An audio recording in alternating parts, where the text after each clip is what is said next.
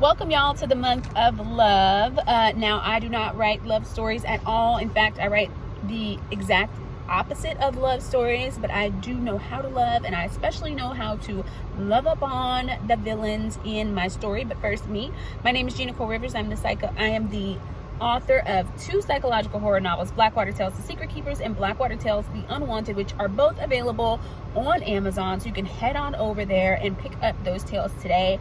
I am also the creator of the digital course Simply Writing, an aspiring author's guide to building a solid writing process and finally writing their novel. If you are needing a little bit of extra help with your novel, you can head on over. Well, actually you cannot, because at the time that this video is posted, that course is going to be closed.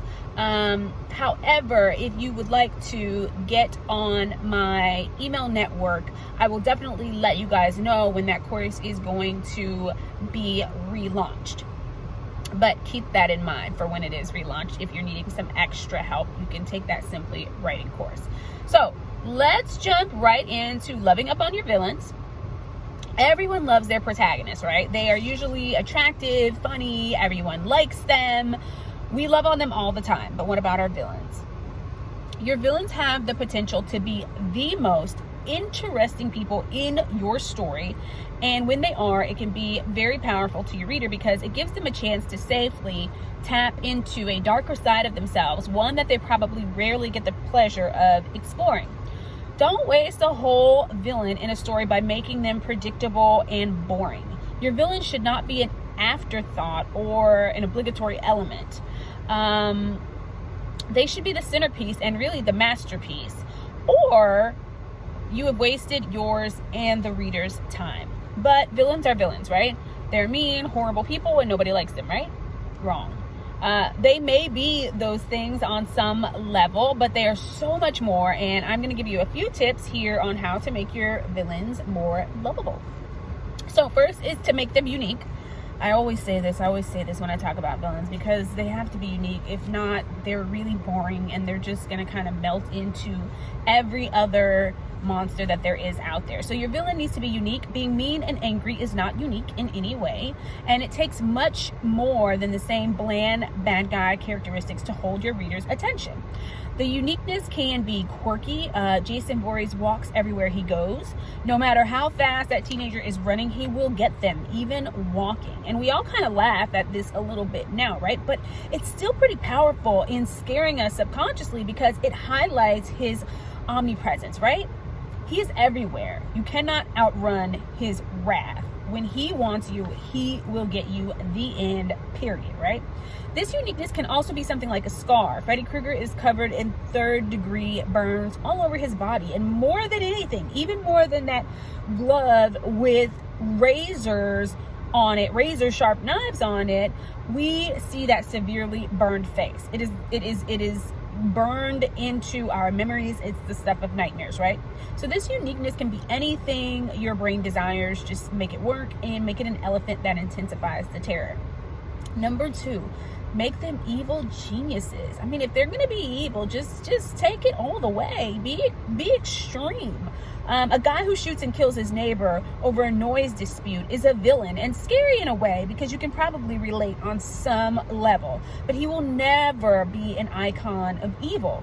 Evil geniuses don't just do evil things. They are damned good at doing evil things. They have done them many times and have perfected their craft, like perfectly painting shadow and light. Joe Goldberg is not just a guy who accidentally kills people from time to time. He isn't a good guy doing evil things occasionally. He is a crafty serial killer. And no matter what opposition he seems to confide in his soft-spoken and intimate confessionals that make you connect with him, make no mistake, he enjoys what he does. So much so that he has perfected his process. He doesn't just kill people. He watches them. He listens to them. Sometimes he tortures them, and we absolutely freaking love him for it, right? Good job, Netflix. So, last but not least is to make them relatable as to what made them a villain. So most of the time we think of our villain and our protagonist as like exact opposites, but I don't agree with that at all. Your villain should almost mirror your protagonist in many important ways. Often villains are just like the rest of us until that one point in time when something changed and it took them on a different path. Ask yourself about this point in time for your villain. What happened? And make it so bad that they had little choice to become a villain. You know, you want to make it so that the reader can see themselves and they can relate and they can think to themselves, well, hell, I would have been a bad guy too had this happened to me. It could be some huge, large, life-changing thing, or it can just be a consistency of small, terrible things, like Joker, right?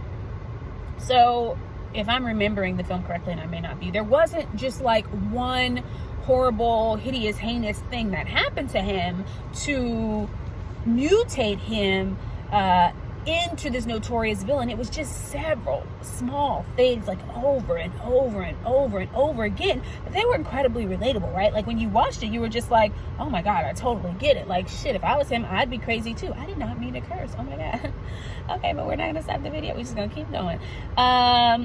So one of the scariest things that you can do to your reader is to make them identify and even care for the most heinous of villains.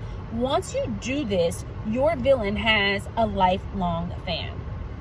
So, all right, that's all I have for today. If you guys still need some motivation, click on the link in my bio if you are on Instagram and take a quick peek at my free mini class, 3 ways to supercharge your writing process before you ever write the first word. If you enjoyed this video, please like, comment, click, subscribe. No, I don't know where you're watching it, but do one of those things to let me know that you're out there. Thanks, guys, and happy writing.